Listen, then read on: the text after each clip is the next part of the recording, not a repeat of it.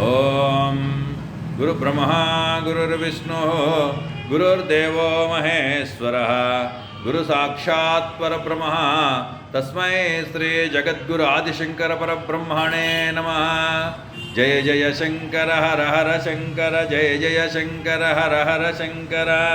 चैतन्यं शाश्वतं शान्तं व्योमातीतं निरञ्जनं नादबिन्दुकलातीतं तस्मै श्री गुरवे नमः।